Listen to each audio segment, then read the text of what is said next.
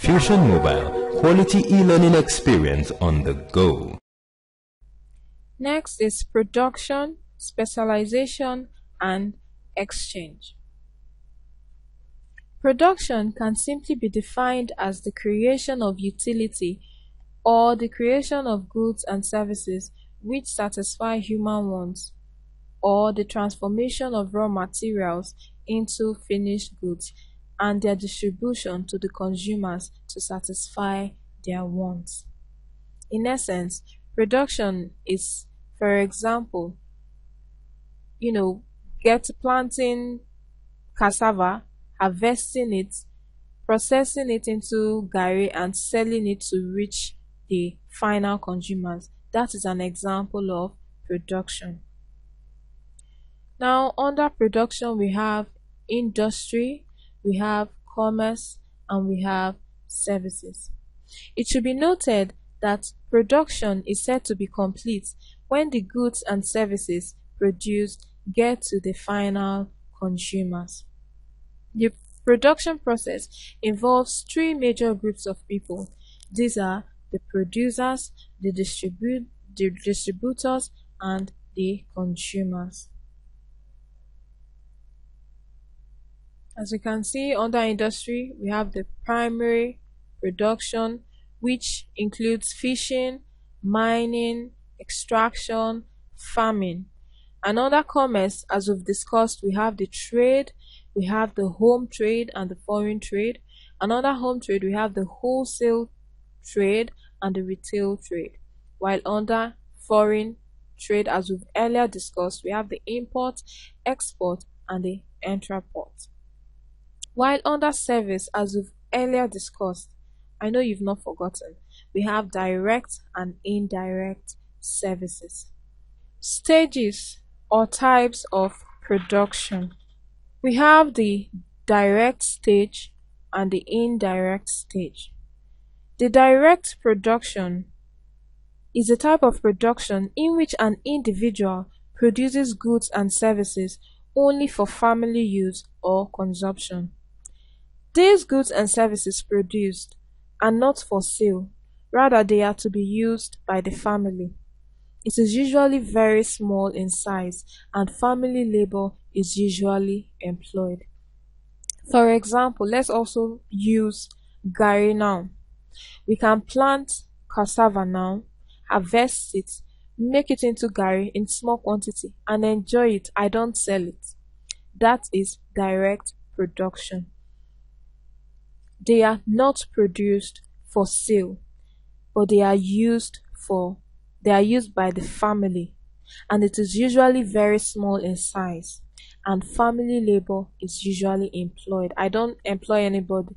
It's me and my family. We would harvest it together, we will peel the cassava, we will grind it, we will fry it and everything, and make the garri edible. While in indirect production, indirect production is the type of production in which goods and services are produced in large scale, mainly for sales or exchange for other needs. This type of production involves the use of modern equipment and skilled labor to be able to make surplus goods and services that the producer would exchange to get money, which he will use to satisfy other wants. It is practically impossible for a single producer to satisfy all his wants without depending on others for exchange of goods and services. Now, I can't say because I produce garri, I would not need rice. So in order to be able to have the money, to have a means of exchange to get other needs, I would have to employ other labor. I will have to employ people to help me. I also have to employ equipment to grind, to process the garri so that I can make it available for sale, get my income, and also acquire other things I need. Indirect production is subdivided into three major groups. These are primary, secondary, and tertiary production. Primary production refers to the extraction of raw materials provided by nature. It is concerned with the process of obtaining raw materials or resources in their natural form from the land, air, and water. Primary production forms the basis for further production. Examples of primary production includes agriculture, mining, fishing, lumbering, etc. Secondary production involves the transformation or conversion of basic raw materials or semi-finished goods into final forms that are acceptable to the consumers. Secondary production embraces all forms of manufacturing and construction. The raw materials or resources obtained from the extractive sector are transformed into finished products such as processed food, houses, roads, clothes, cars, etc. Tertiary production. Tertiary production is concerned with the provision of commercial and professional services to the people. The goods produced at the primary and secondary production levels are distributed to the people for consumption. The people involved in this aspect of production include those in the commercial services like wholesalers, retailers, transporters, etc., as well as those involved in rendering professional services like soldiers, policemen, doctors, lawyers, musicians, hairdressers, teachers, etc. For example, still using my cassava processing. Primary stage of production now is the agricultural stage whereby I plant, I harvest it. Then the secondary stage, it has gone to the grinding section and it's ready. Then the tertiary production takes over from there and transports it and makes it available to the wholesalers, to the retailers, and finally to the consumers. Now, we also have to talk about the importance of production. We can't deny that production is very important in our existence as human beings. Importance of production includes availability of goods and services, improvement of standard of living, provision of employment, and increase in wealth of people. It also has the importance of increasing export potential and the acquisition of skill. In availability of goods and services, production helps to ensure that goods and services are made available for use by human beings. In the improvement in standard of living, production helps to ensure adequate improvement in the standard of living of the people. In providing employment, continuous production ensures the employment of many people. You have to employ many people, labor, in order to actualize this production early enough. Increase in wealth of people.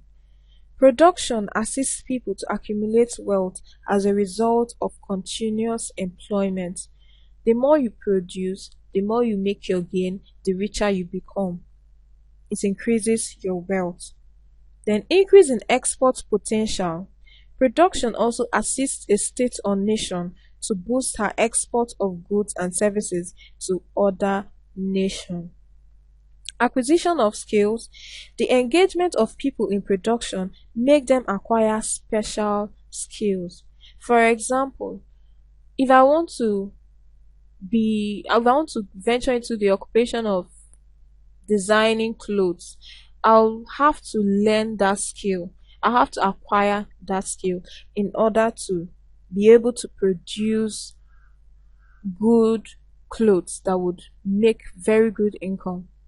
Now, talking about the factors that determine the volume of production, because there are still some things that would determine how high or how low the volume of a production will be, and they include amount of capital, availability of raw materials, management, the market size, efficiency of other factors of production, level of technology, storage facilities, nature of the goods.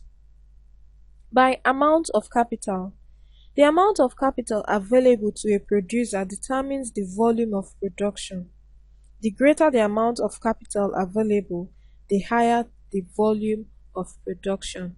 For example, if I'm to cook now for, let me say, 250 people, but the capital I have to start up this business to be able to cook is low, it would also affect my output. I will not be able to successfully satisfy 250 people. Also, the availability of raw materials. How available the necessary raw materials are will determine the volume of your production. The more the raw materials available, the greater the volume of production. For example, if I want to prepare fried rice and the carrots and the rest, the necessary ingredients are in short supply, it would certainly affect my production. Talking about management. The management put in place for the production of goods and services determines the volume of production. Efficient management will increase the volume of production, while inefficient management will decrease the volume of production. If I finish setting up a fast food, a good fast food, and I put in place an inefficient management, that fast food would not survive for long. So management also determines the volume of production. The market size. The size of the market refers to the demand for goods produced. The greater the demand for the goods, the greater the volume of production. If I finish cooking and customers are not coming, it will reduce the quantity that I will be producing, so that I will not end up wasting or I will not end up losing. Because when you're producing in order to satisfy your need, you also have to consider your income, you also have to consider your profit. If you're making loss, it would reduce the volume of your production. So the market size really affects the volume of your production. Then efficiency of other factors of production. The more the efficiency of other factors of production, the more the increase in the volume of production. Level of technology. The use of modern technology do lead to high volume of production as against the use of local technology, which can never increase the volume of production. We can't deny the fact that the use of technology makes our work faster and easier, so it also determines the volume of production.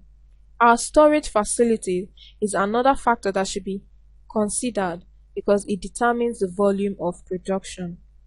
When storage facilities are available for storing produced goods, this will encourage or lead to high volume of production. If I'm cooking and I know that my freezer is working very well, at least my meats and the rest, I can safely store them there and know that it would not spoil. But whereby it's not working, I would not be encouraged. It is not advisable to continue. Then, the nature of the goods. If the goods produced are durable, they can be stored, and this encourages high volume of production. But perishable goods, which cannot be easily stored, can lead to low volume of production. Factors of production. By factors of production, we refer to agents, components, or resources which are combined together to produce goods and services. There are 4 factors of production, and they include land, labor, capital, and the entrepreneur. Land is defined as the free gift of nature and includes not only land surface but natural resources like forest, mineral resources, rivers, oceans, and the atmosphere. Unlike other factors of production, the supply of land is limited. The reward for land is rent. Talking about the characteristics of land, land is immobile, that is, it cannot be moved from one geographical location to another. The supply of land is fixed. It is practically impossible for man to increase the quantity of land. Land is a free gift. Land is given freely by nature. Land is subject to diminishing returns.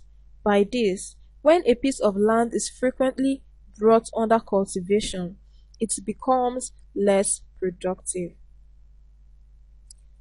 Variability. The quality and value of land varies from one place to another, as some areas of land are more fertile than others. Rent, which is another characteristic or feature of land. The reward for land is classified as rent. Land has no cost of production. No cost was involved in bringing land into existence. That is also another characteristic of land. Land is heterogeneous. No two parcels of land are the same in value or in other characteristics. Now, we also talk about the importance of land, because we can't deny that land has its importance.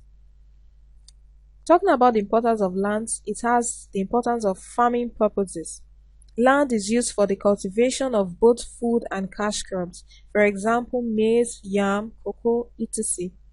Water provides irrigation for farming activities in dry areas. Land is also used for livestock purposes. Land is also used for fishery purposes, wildlife purposes, as collateral security, construction purposes, social or recreational purposes, residential buildings, as residential buildings are sited on land. Without land, we will not be able to build our houses comfortably. So land is also a source of mineral. Land is also used for transportation purposes. Now, talking about labor.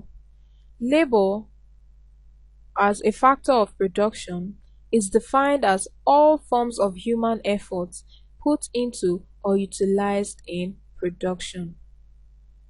In order for me to be able to successfully produce my garri, I have to employ labor.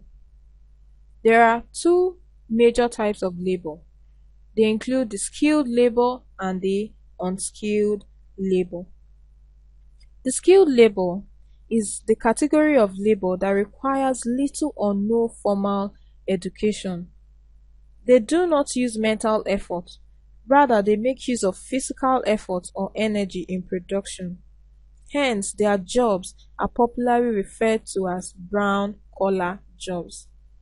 As a result of their low level of education, with some kind of training, they are usually employed as guards, messengers, cleaners, gardeners in companies, and other places of employment. While skilled labor is a category of labor which makes use of their mental effort in productive activities. This labor has undergone a relatively long and specialized type of training in institutions of higher learning. They usually hold administrative and managerial positions. For example, accountants, lawyers, engineers, medical doctors, teachers, etc. Jobs by this category of workers are popularly referred to as white-collar jobs. Now, talking about the characteristics of labor, they include mobility. Labor is mobile. Labor is mobile both geographically, that's moving from one place to the other, and occupationally, from one job to the other. Labor has feelings. Labor cannot be used anyhow, as its consent must be sought before it is used in production. For example, if you employ somebody and maybe you're overworking the person can either tell you that I'm sorry, oh, I cannot continue. The person can express himself or herself. Labor has feelings. Labor is also skillful. Labor becomes skillful through education and training. Labor is a human factor. Hence, its supply can easily be controlled. Maybe you find out that the number of labor you employed is too much. You can say, please, oh, I'm sorry, I just need this particular amount or number of people or labor. Labor requires motivation. For labor to perform efficiently and increase its productivity, it must be motivated in one way or the other. You can motivate labor through your words by encouraging your labor, or you can motivate labor through salary, which we've earlier discussed. Labor has initiative. It can act on its own initiative in order to better that production. Labor is perishable. Knowledge can diminish over time as a result of continued unemployment, underemployment, age, and death.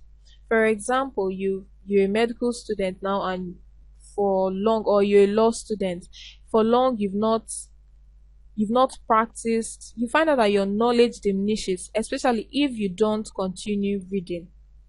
No matter the field, the occupation you're into, if you don't continue reading, or in a situation whereby you're underemployed, or yes, you're underemployed, you find out that it's your knowledge diminishes because you're not making adequate use of the knowledge you've acquired over time.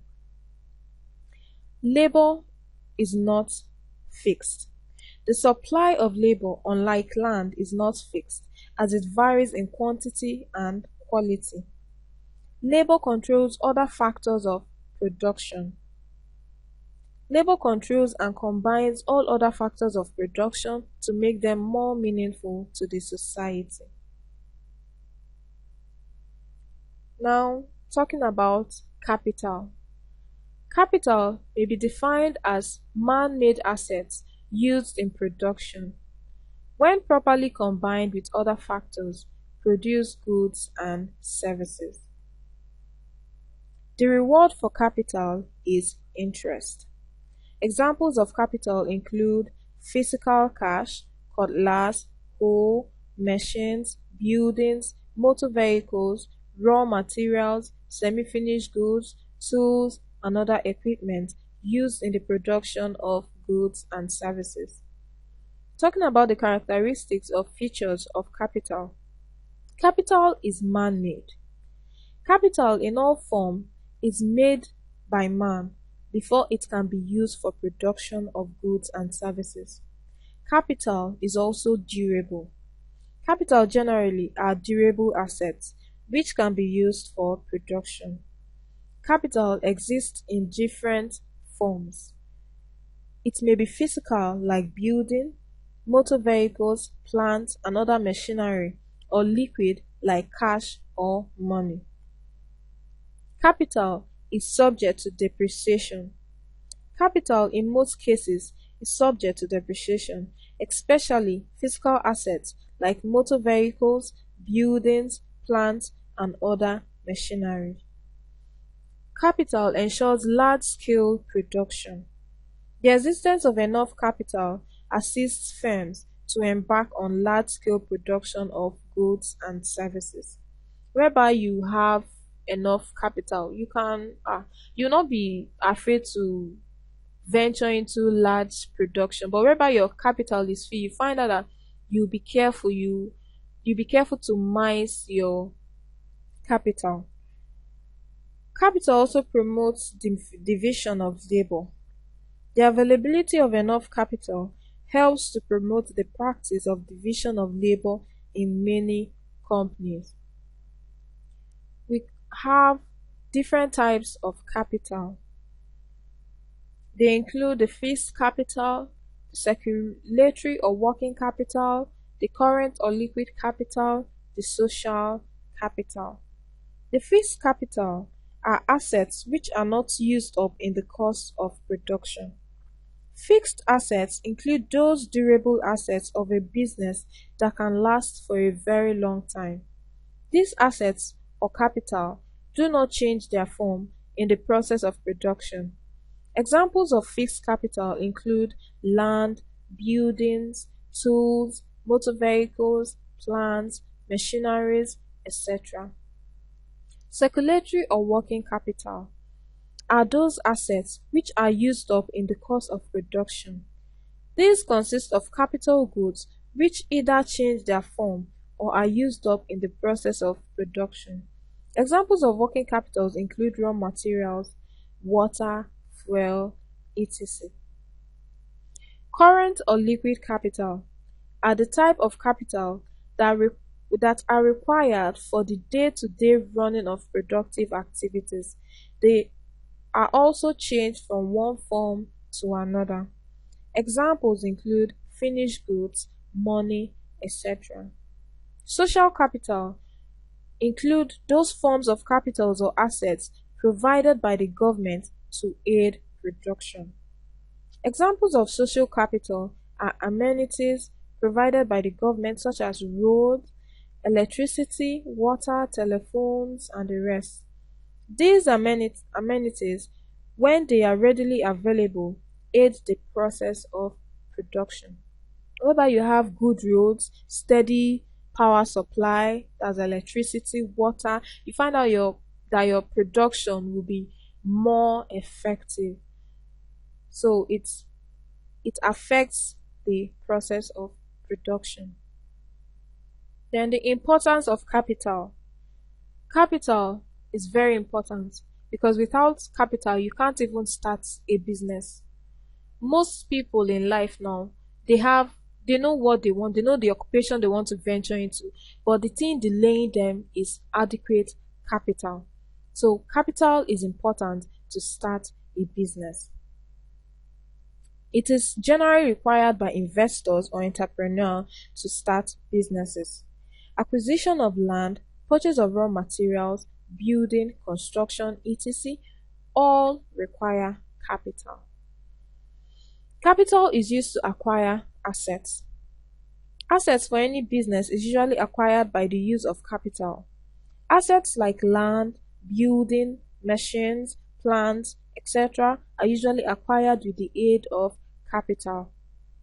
Capital is used to pay salaries and wages. Whereby there is no capital, like more especially the liquid capital, your labor will not be, once they find out, is either they stop working for you or you have to cut them, you have to reduce them. So capital is really important. Capital is also used to buy raw materials. Capital, especially cash or money, is used to buy raw materials that are used in the production of finished or semi-finished goods for human use. Capital is used as working capital. Capital is also required to be used as working capital in industries for the day-to-day running of a business outfit. Capital is also used as a collateral to obtain loan or credit. Some capitals, for example, plants and machineries, are used as collateral security to enable investors to obtain loan or credit from financial institutions like banks. In order for you to be able to obtain loan, you have to have something. For example, some people give their houses as a collateral. This is just so the bank will not run into loss in case you don't pay for that loan. So capital is really necessary. Now the entrepreneur. The entrepreneur can be defined as the factor of production that coordinates and organizes other factors of production. Characteristics of the entrepreneur. The entrepreneur is the risk bearer. He risks his capital in the course of investment, and whatever comes out of it, whether good or bad, he has to take it. The entrepreneur organizes productive resources for the production of goods and services. The entrepreneur makes decisions in the course of he takes decisions in the course of production, which can bring out better results. The entrepreneur controls other factors because he has absolute control over other factors of production. For example, their combinations in order to get maximum production at minimum cost. It is important to note that, in summary, the entrepreneur is the person who coordinates, controls, and organizes the process of production in order to make maximum output at minimum cost, thereby making profit. The reward for entrepreneur is profit. Importance or functions of the entrepreneur. As we've also stated in his characteristics, the entrepreneur takes decisions during production process. He may take decision on what to produce, quantities to produce, what to supply, at what price to sell, and the rest.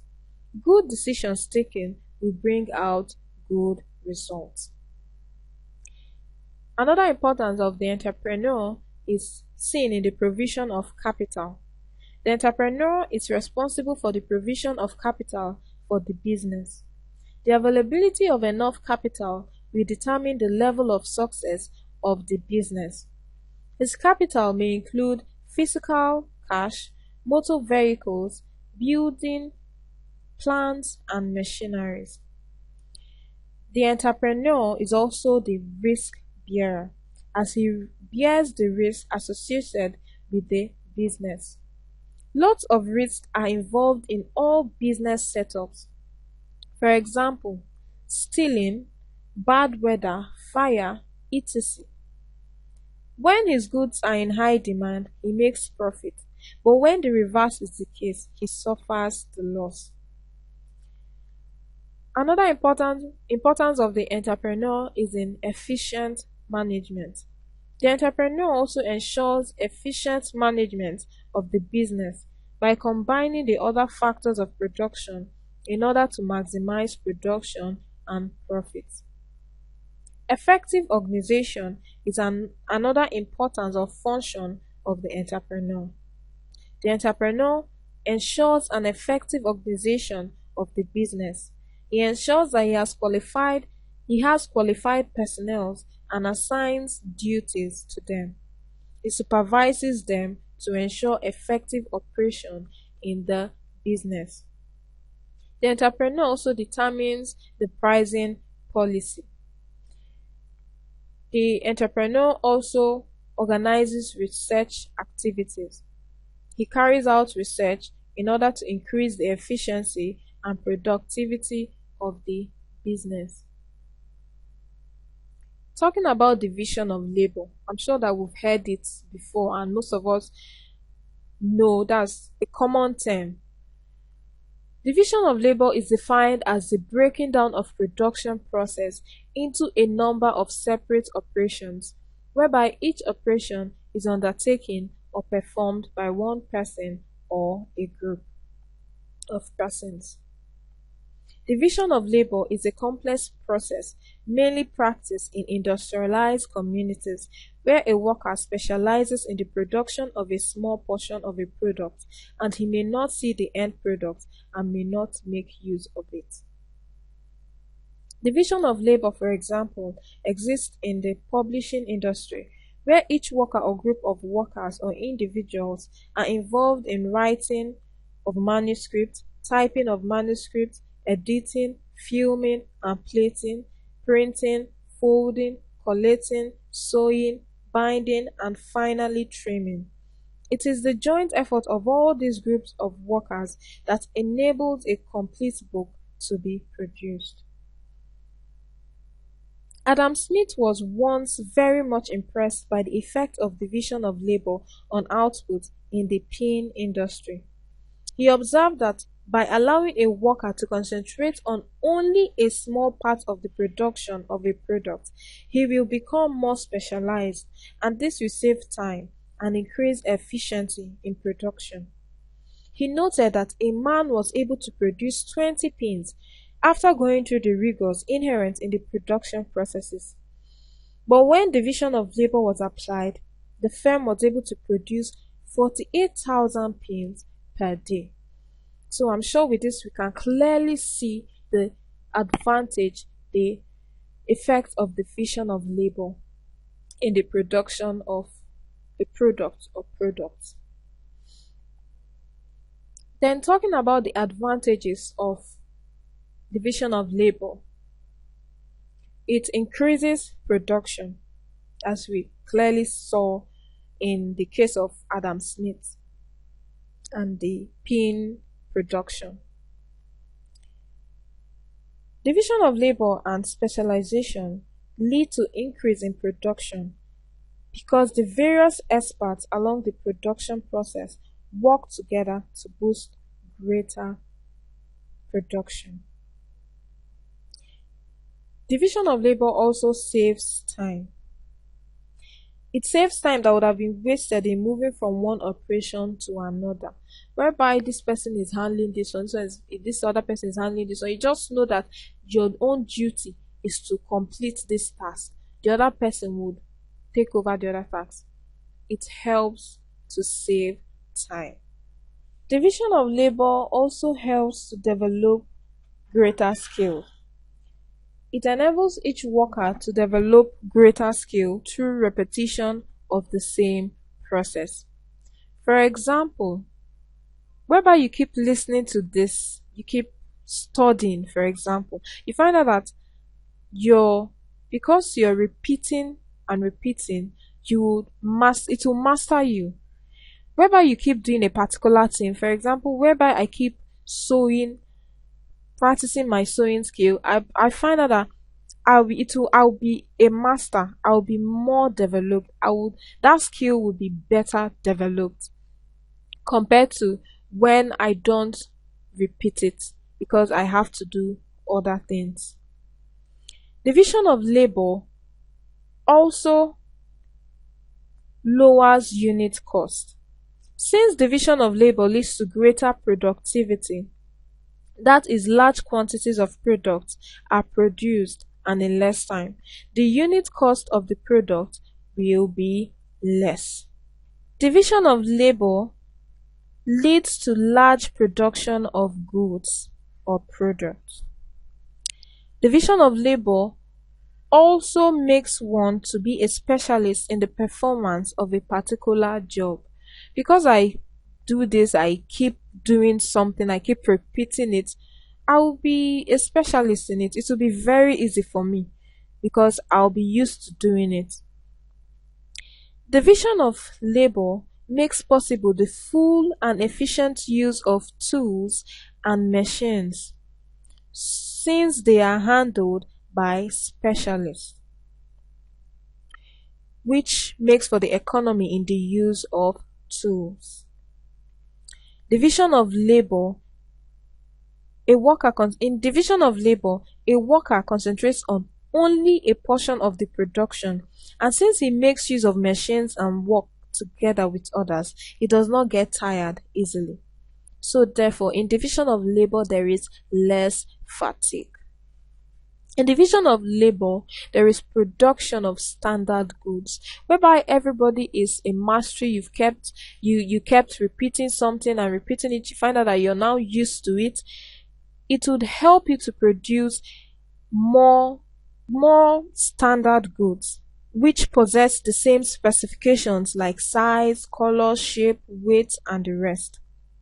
Division of labor helps to create employment opportunities, whereby you're supposed to do this one. It will make room for others to come in. It will make room for other people to fill a particular position, thereby making thereby leaving an opportunity for somebody to take over.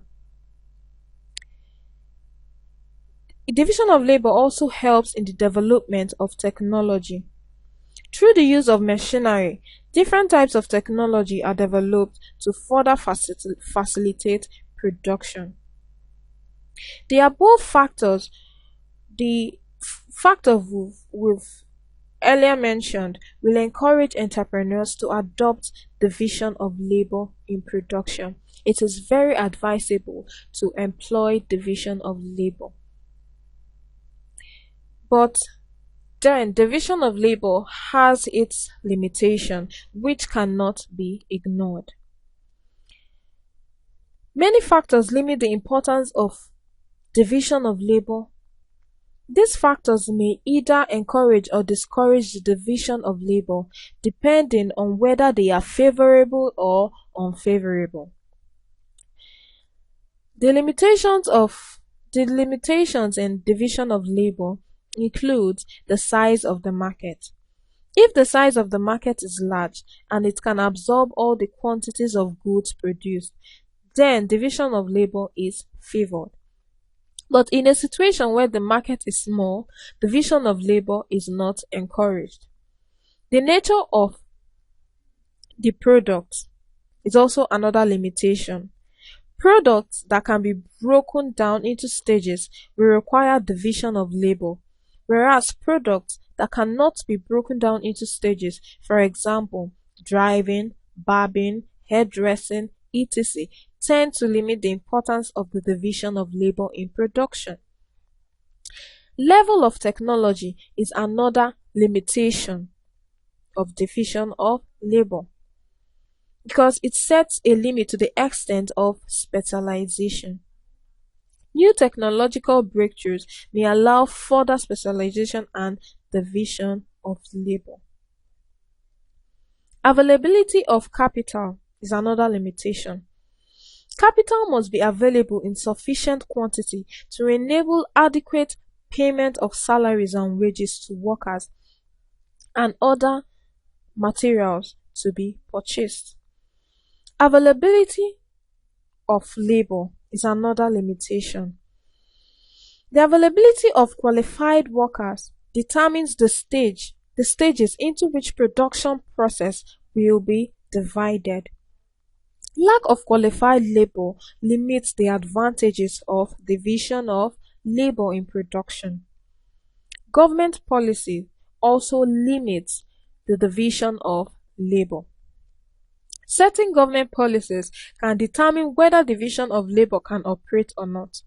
Where government policy favor large-scale production, division of labor is bound to operate. Development of commercial sector is another limitation. A well-developed commercial sector demands high volume of product, and such high volume of product can only be met through the adoption of division of labor. Now, talking about specialization.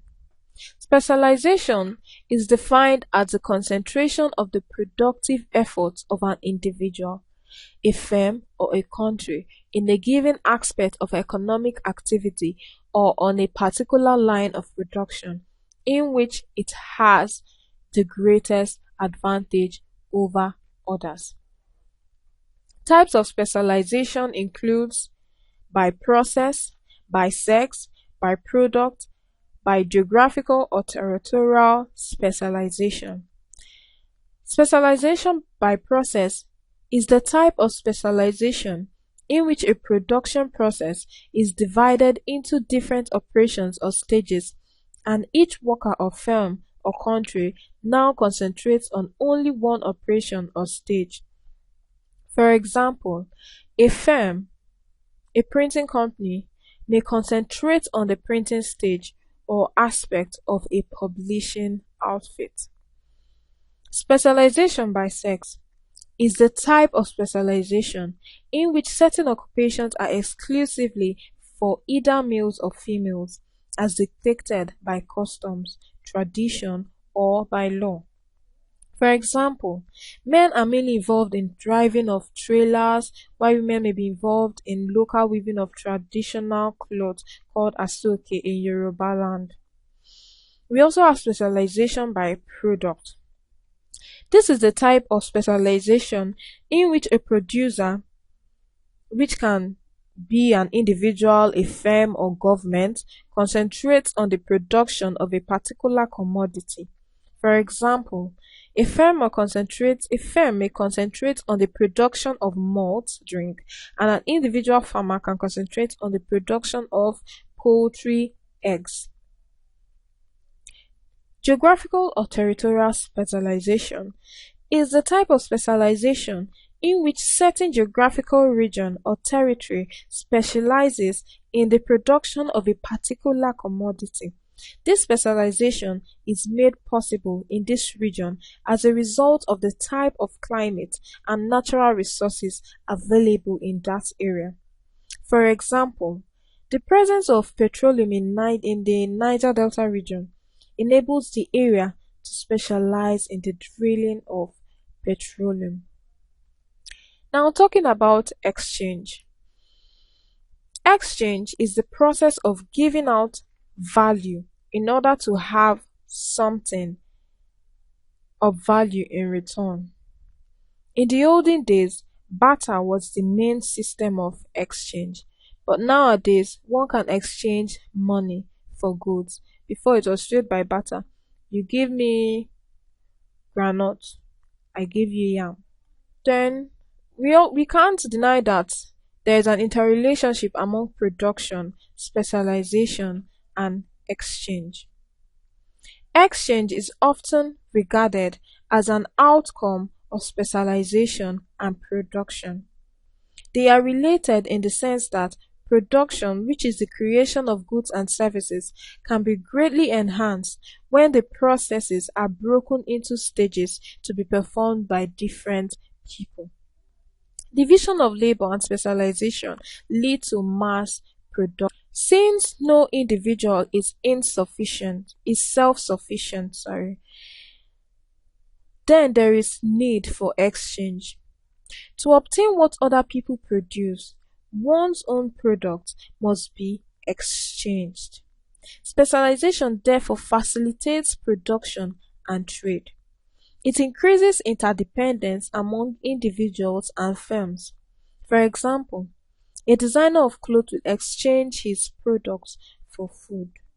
Under goods, there are different types of goods that can be exchanged, that can be produced. We have the consumer goods, the durable goods, the non-durable goods. We have the consumer goods and the producer or capital goods. In the course of production, there are two major types of goods. There are two types of goods, and they include the consumer goods and the producer or capital goods. The consumer goods are goods and services that can satisfy the consumer's immediate needs. These goods do not require further process of production for their use by the consumers. Examples of consumer goods include motor cars, milk, cake, television, the service of a soldier, hairdresser, and the rest. Consumer goods can further be grouped into two classes. They include the durable and the non-durable. The durable goods are goods that can be used over and over again. They are used many times or for many years before they get worn out. Examples include radio, television, shoes, shirts, pots, cooking pots, etc. They are generally referred to as the consumer durable goods. While non-durable goods are those goods that are used up from one use. In other words, they are used up at once. Examples include meat, egg, bread, drugs, milk, etc. Then, the producer or capital goods, which is another type of goods, are those goods used by people to produce some other commodities or services. Examples include buildings, motor cars, lorries, tailors, tools, machines, etc. These goods are used to carry out productive activities.